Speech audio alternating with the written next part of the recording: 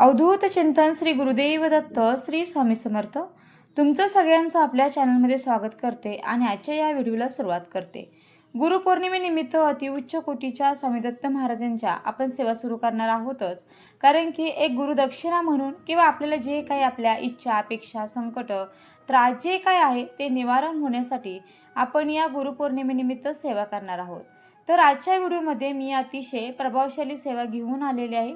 दत्त महाराजांची सेवा आहे जी प्रत्येकाने आपल्या आयुष्यामध्ये खरंच तुम्हाला जर राजयोग यावा असं जर वाटत असेल, आपल्या आयुष्यातलं दुःख दारिद्र्य गरिबी सगळं काही निघून जावं, संपून जावं, नष्ट व्हावं आणि आपण जे काही स्ट्रगल करतो आहे, जे काही कष्ट करतोय, मेहनत घेतो आहे पैसा कमवण्यासाठी किंवा बघा आपलं आयुष्य खूप सुखमय होण्यासाठी, खूप समृद्धीकारक होण्यासाठी, तर नक्कीच आजच्या व्हिडिओमध्ये एक अतिशय प्रभावशाली मी तुम्हाला सेवा सांगणार आहे.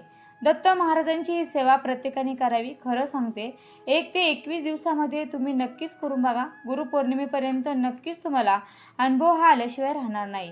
ती सेवा कशी करायची काय आहे ते नक्कीच पाहण्यासाठी किंवा समजून घेण्यासाठी व्हिडिओ पूर्ण बघावा लागेल. स्किप न करता बघा. आणि हो, नक्कीच आपल्या कमेंट बॉक्समध्ये श्री गुरुदेव दत्त किंवा श्री स्वामी समर्थ लिहायला मात्र अजिबात विसरू नका. चला तर व्हिडिओला सुरुवात करते. तर गुरुपौर्णिमेनिमित्त त्यातले त्यात खूप जण गुरुचरित्र ग्रंथाचं पारायण सुद्धा करतातच. अतिशय पवित्र ग्रंथ आहे. लवकर अनुभूती देणारा असा हा गुरुचरित्र ग्रंथ आहे आणि या गुरुचरित्र ग्रंथाचे पारायण खूप जण गुरुपौर्णिमेनिमित्त किंवा गुरुपौर्णिमेपर्यंत करणार असतीलच. आणि हो, पण कसं असतं, प्रत्येकाला गुरुचरित्र ग्रंथाचं पारायण करणे शक्य होत नाही. कारण जे जॉबला जातात किंवा ज्या महिला जॉब करतात त्यांना हे गुरुचरित्र ग्रंथाचं पारायण करणे शक्य होत नाही. आणि त्यामुळे तुम्ही इतर पण सेवा या करू शकता. पण त्यातली त्यात तुम्हाला जर खरंच वाटत आहे की मी जे काही धावपळ करते आहे, कारण की काही घरामध्ये पुरुष मंडळी किंवा स्त्रिया असेल दोघेही कामाला जातात, दोघेही स्ट्रगल करतात, खूप मेहनत घेतात, कष्ट घेतात, पण पाहिजे तसं त्यांना आयुष्य जे पाहिजे आहे सुख समृद्धी तसं होत नाही आणि त्यांच्या मेहनतीला कष्टाला यश मिळत नाही. तर नक्की सांगेल की प्रत्येकाने दिवसभरातले गुरुपौर्णिमेपर्यंत रोज 7 ते अगदी 10 मिनिटे बाजूला काढून ठेवायची आहे. नक्कीच ती सेवा तेवढ्याच मिनिटांची आहे. अगदी 7 ते 10 मिनिटांचीच आहे, जी प्रत्येकाने आवर्जून मनोभावे श्रद्धेने जर केली तर आयुष्यामध्ये राजयोग आल्याशिवाय राहणार नाही. आणि तुम्ही जे काही कष्ट करताय, मेहनत करताय त्याला नक्कीच फळ प्राप्त होईल आणि तुमचंही आयुष्यामध्ये नक्की जे काही पाहिजे आहे तुम्हाला ते मिळेल व गरिबी आपल्या आयुष्यातून निघून जाईल. कारण की कसं होतं की कधी-कधी आपल्याला वाटतं की आपल्यासोबतच्या मित्राचं असेल किंवा मैत्रिणीचं असेल आयुष्य खूप सुखी चालू आहे. सगळे त्यांच्या घरामध्ये सुखसुविधा आहे. त्यांच्या आयुष्यामध्ये म्हणजे जे काही कुटुंबामध्ये, संसारामध्ये पैशाची कमी नाही आहे. एकदम राजयोग असल्यासारखं ते जीवन जगत आहेत. पण मेहनत पण तेवढीच करत नाहीयेत, कष्ट पण करत नाहीयेत किंवा काही काही कुटुंब असे असतात जे मेहनत करतात, कष्ट करतात आणि त्यांच्या मेहनतीला फळ पण त्यांना मिळतं. आणि खूप जणांना असा प्रश्न पडतो की मी एवढी सेवा करते, स्वामींची, दत्त महाराजांची सेवा करते, तरीसुद्धा मला प्रचिती मिळत नाही. माझ्या आयुष्यात खूप दुःख, संकट, गरिबी दूर होत नाही. त्यासाठी सांगेल की आपण आजच्या व्हिडिओमध्ये तेच पाहणार आहोत की गुरुचरित्र ग्रंथातील ज्यांना कोणाला या गुरुपौर्णिमेनिमित्त गुरुचरित्र ग्रंथाचे पारायण करणे शक्य नाही त्यांनी आवर्जून गुरुचरित्र ग्रंथातील 9वा अध्याय, परत सांगते बघा, गुरुचरित्र ग्रंथातील 9वा अध्याय पठण करायचा आहे. आता या गुरुचरित्र ग्रंथाच्या 9व्या अध्यायामध्ये असं काय आहे की जेणेकरून आपण तो पठण करावा आणि आपल्या आयुष्यामध्ये राजयोग येईल आणि आपल्या आयुष्यातलं दुःख दारिद्र्य दूर होऊन जाईल. असं काय आहे तर सांगते तुम्हाला तो ग्रंथ व त्यातील अध्याय, म्हणजे थोडक्यात तुम्हाला एक कथा आहे ती सांगते. आपले दत्त महाराज आहे ते दत्त महाराज स्नान संध्या करण्यासाठी एका नदी तीरावर जात असतात आणि तिथेच एक जो धोबी आहे तो धोबी तिथे दिवसातले 3 टाइम कपडे धुण्यासाठी येत असतो. तर अशाच प्रकारे संध्या स्नान केल्यावरती दत्त महाराज थोड्या वेळाकरता आपल्या एका वृक्षाखाली बसतात आणि त्यावेळी धोबी जो आहे तो जेव्हा जेव्हा तिथे दत्त महाराज दिसतात तेव्हा तेव्हा धोबी दिवसभरामध्ये त्या नदी काठावरती येत असतो. तेव्हा तेव्हा तो दत्त महाराजांना साष्टांग प्रणाम करत असतो, नमस्कार करत असतो आणि आपलं काम करून तो परत निघून जात असतो. अशा प्रकारे खूप दिवस निघून जातात आणि एक दिवस ज्यावेळेस दत्त महाराज स्नान संध्या करण्यासाठी तेथे येतात नदी तीरावरती, त्यावेळेस धोबी पण तेथे आलेला असतो आणि तो परत त्या दिवशी तेथे दत्त महाराजांना नमस्कार करतो मनोभावे. आणि त्यावेळेसच दत्त महाराज त्यांना विचारतात की बाबा, मी रोज तुला बघतो आहे, तू रोज मला ज्या ज्या वेळेस दिवसभरामध्ये 3 वेळेस तू या नदी तीरावरती येतो आणि मला 3 वेळेस मनोभावे श्रद्धेने नमस्कार करतो, तर सांग तुला काय हवं आहे, तुझ्या आयुष्यामध्ये काय पाहिजे जे नाही ते सांग मला. तर मग तो म्हणतो की काही नाही पाहिजे, माझं तर सर्व काही व्यवस्थित चालू आहे असं म्हणतो. मग तरीसुद्धा दत्त महाराज त्याचा जो काही साष्टांग दंडवत असेल किंवा नमस्कार आहे तर तो दत्त महाराजांपर्यंत पोहोचतो, कारण की तो मनोभावे श्रद्धेने केलेला असतो, काही न मागता निस्वार्थपणे केलेला असतो. तर दत्त महाराज प्रसन्न होतात आणि दत्त महाराज त्यांना आशीर्वाद देतात त्या धोब्याला, की तुझ्या आयुष्यातलं दुःख दारिद्र्य दूर होऊन जाईल आणि तुला एक उत्तम आयुष्य प्राप्त होईल असं त्याला आशीर्वाद देतात. आणि दत्त महाराज तिथून निघून जातात आणि धोबी पण त्याचं काम करत असतो. अशा प्रकारे ज्यावेळेस धोबीला वाटतं की अरे, एवढे मोठ्या महापुरुषांनी दत्त महाराजांनी आपल्याला आशीर्वाद दिला आहे, नक्कीच दत्त महाराजांची आपल्याला प्रचिती आल्याशिवाय राहणार नाही. आणि दत्त महाराज जेव्हा जेव्हा त्याच्या स्नानासाठी नदी तीरावरती असतील किंवा त्याची कुटी त्यांची असेल तिथे थांबत असतात, तिथे जाऊन का होईना, तो लांबून का होईना, तो धोबी दर्शन रोजच्या रोज घ्यायचा म्हणजे घ्यायचाच, दिवसातून 3दा तर दर्शन घ्यायचाच. अशा वेळेसच एकदा एक दिवस धोबी जो आहे तो नदी तीरावर कपडे धुण्यासाठी जातो आणि त्याला त्या नदीत एका नावेमध्ये एक यवन दिसतो. म्हणजे काय, एक मुस्लिम राजा दिसतो तिथे आणि तो तिथे नावेमध्ये त्याच्या राण्यांसोबत तो तिथे जलक्रीडा करत असतो. आणि एकदम छान नाव ती सजलेली असते, सगळं काही छान असतं आणि खूप त्याचं आयुष्य आरामात सगळं काही असतं. आणि सगळ्या राण्या वगैरे असतात, खूप प्रसन्न असतात त्या जलक्रीडेत. राजा आणि राण्यांना पाहिल्यावरती तो धोबी म्हणतो मनातल्या मनात, तो विचार करतो की या यवनाने, या राजाने असं काय पुण्यकर्म केलं असेल, कुठल्या देवाची भक्ती केली असेल की बाबा याला एवढं म्हणजे सुखमय आयुष्य म्हटलं, एवढं राजयोग याला प्राप्त झाला आहे. असं काय या राजाने केलं आहे, आयुष्यामध्ये कुठल्या देवाची अशी भक्ती केली असेल असं त्याला प्रश्न पडतो. आणि असं म्हणतो की एवढं कष्ट करतोय, दिवसाचे 3 टाईम मी कपडे धुतो, निघतो, कष्ट करतोय, मेहनत करतोय, पण माझ्या आयुष्यामध्ये असं सुख का नाही आहे, माझ्या आयुष्यामध्ये धनसंपत्ती का नाही आहे, माझ्या आयुष्यातून गरिबी का नष्ट होत नाही आहे, असा तो फक्त विचार करतो. आणि याच वेळेला दत्त महाराज नदीतीरावर आलेले असतात, येत असतात. आणि त्याच वेळी दत्त महाराज त्याच्या मनातलं जे काही विचार तर तो घेरून घेतात आणि त्याला विचारतात. आणि त्यावेळेसच त्याला जवळ बोलवतात आणि विचारतात, का रे बाबा, तुला पण असं जे काही तू आता पाहतो आहेस त्या राजाचं आयुष्य तसं तुला हवं आहे का, तुला पण असं राजयोग तुझ्या आयुष्यामध्ये हवा आहे का. त्यावेळेस तो म्हणतो की हो पाहिजे आहे दत्त महाराज, मला पण पाहिजे आहे, माझ्या पण मेहनतीचं कष्टाचं चीज व्हावं आणि मला पण असं सुख समृद्धीकारक आयुष्य जगता यावं, असं मला पण आयुष्य हवं आहे.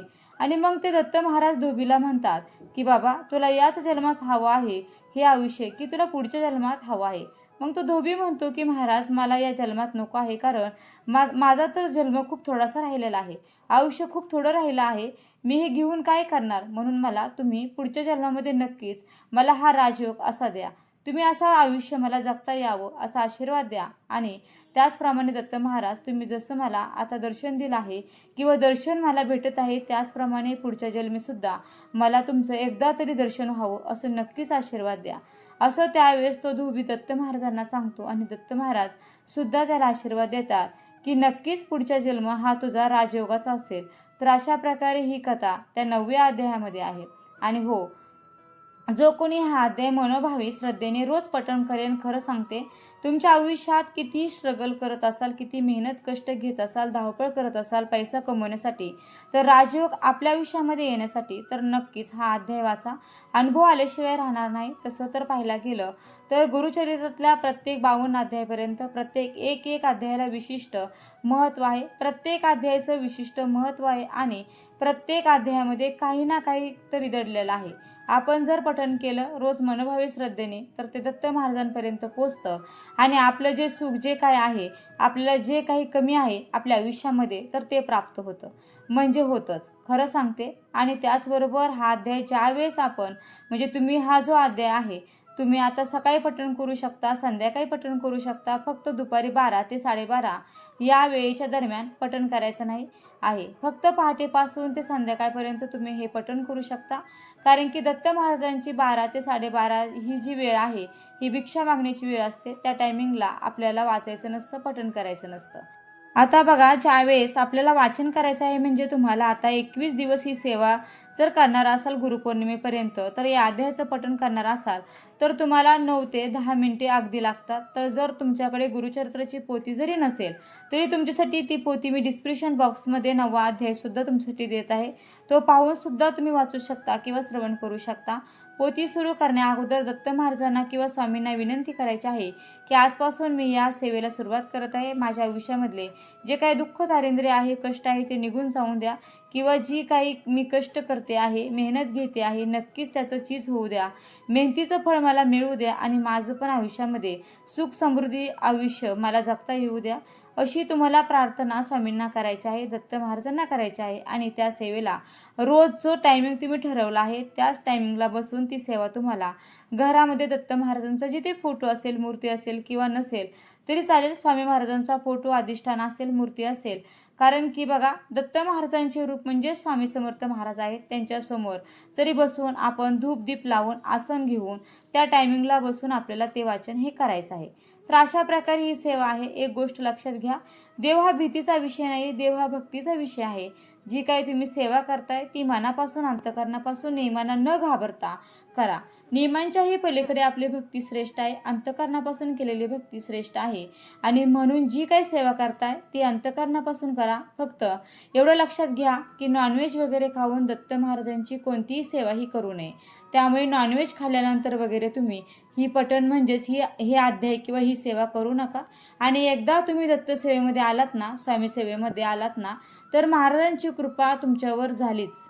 बघा, आपोआपच तुमच्या सगळ्या वाईट गोष्टी या सुटतीलच. घरातील नॉनव्हेज खातात म्हणून सेवा तर नाही तुम्ही सोडू शकत. मग अशा वेळेला तुम्ही सकाळी लवकर वाचन वगैरे करून घ्या आणि त्यानंतर मग जे काही तुमचं नॉनव्हेज वगैरे ज्या काही गोष्टी असतात त्या तुम्ही घरातील व्यक्तींसाठी करू शकता. फक्त तुम्ही सेवेमध्ये आहे तोपर्यंत नॉनव्हेज खाऊ नये. बाकी ब्रह्मचारी इथे झोपा तिथे झोपा परान्न कोणताही नियम नाही. फक्त एवढी एकच गोष्ट की नॉनव्हेज खाऊन गुरुचरित्रातील कोणताही अध्याय हा पठण करू नका.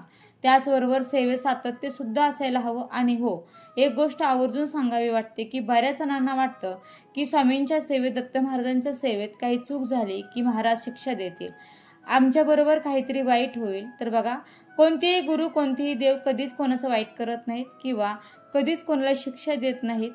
आपल्यासोबत जे काही वाईट होत असतं ते आपल्या कर्मानुसार होत असतं. आणि म्हणून नेहमी चांगलं सांगितलं जाते की आपले कर्म चांगले ठेवा. कारण जर आपले कर्म खराब केले तर उद्या फिरून तेच आपल्याला भोग भोगायचे आहेत. भविष्यामध्ये त्यालाच भविष्यकाळ म्हटलं जातं. आपले कर्म फिरून आपल्यासमोर येतात आणि मग आपण त्याला काय म्हणतो की देवाचं खूप झालं, देवाने शिक्षा दिली. असं काही नाही. देवाने किंवा कोणत्याच मनुष्याने, कोणत्याच गृहस्थाने तुमचं काही वाईट केलं नाही. तुमचं कर्म तुमच्या पुढे आलेलं आहे आणि ते फेडून त्या कर्मांना पार करूनच तुम्हाला पुढे जायचं आहे. आणि मग हे कर्म फेडत असताना, हे आयुष्य जगत असताना महाराजांची साथ हवी. म्हणजे आपले जे काही भोग आहेत त्याची तीव्रता कमी होऊन महाराजांच्या साथीने अगदी सुखद अलगदपणे जी काही परिस्थिती आहे ती पार करून आपण पुढे जाऊ आणि त्यानंतर गुरुकृपेने, त्यांच्या आशीर्वादाने सुखमय आनंदमय जीवन जगू. त्यासाठी दत्तसेवेमध्ये या, स्वामी सेवेमध्ये या आणि तुम्हाला जशी जमेल तशी दत्तसेवा, स्वामी सेवा करण्याचा प्रयत्न करा. कारण देवाचं एक वेळा जरी नाव घेतलं तरीसुद्धा ते वाया जात नाही. तो भगवंत व्याजासकट ते आपल्याला परत करतो. आणि या सेवा, हे नामस्मरण, हे काय आपण देवासाठी नाही करत, दुसऱ्यांसाठी नाही करत, स्वतःच्या स्वार्थासाठी करत असतो. स्वतःसाठी, आपल्या कुटुंबासाठी आणि जी काही परिस्थिती आहे त्यातून बाहेर निघण्यासाठी. आणि त्यामुळे एवढंच करू का, तेवढंच करू का, असं नियम आहे का, तसेच नियम आहे का, असे काही सेवेमध्ये आडफाटे फोडू नका. फक्त जी काही सेवा करताय ती नित्यनेमाने करा आणि विश्वासाने करा. आणि अजून एक गोष्ट, स्त्रियांचा मासिक धर्म सांभाळून हे करा. मासिक धर्म जर मध्ये आला तर ते 3-4 दिवस स्किप करायचे आणि मग सेवा चालू करायची. जेवढी सेवा झाली तेवढी सेवा गुरुपौर्णिमेला स्वामी दत्त महाराजांच्या चरणी, स्वामी समर्थ महाराज चरणी आपल्याला रुजू करून द्यायची आहे. जेवढी होईल तेवढी स्वामी समर्थ महाराजांना आपल्याकडून करून घेतील. काही तुम्ही कुठे वाईट वाटून घेऊ नका. तर अशा प्रकारे अगदी साधी सोपी सेवा आहे आणि अतिशय प्रभावशाली सेवा आहे, जी प्रत्येकाने करावी आणि अनुभव घ्यावा. अशी गुरुचरित्र ग्रंथातील 9व्या अध्यायाची सेवा आहे, जी प्रत्येकजण करू शकतं. जास्त काही वेळ लागणार नाही. तर अशा प्रकारे आजच्या व्हिडिओची माहिती आवडली असेल तर व्हिडिओला नक्की लाईक करा, शेअर करा आणि चॅनलला सबस्क्राईब करायला मात्र अजिबात विसरू नका. आणि हो, व्हिडिओ शेवटपर्यंत पाहिल्याबद्दल अगदी मनापासून तुमची खूप खूप आभारी आहे. धन्यवाद. श्री स्वामी समर्थ. जय जय स्वामी समर्थ. रामकृष्ण हरी. जय जय कृष्ण हरी. श्री गुरुदेव दत्त.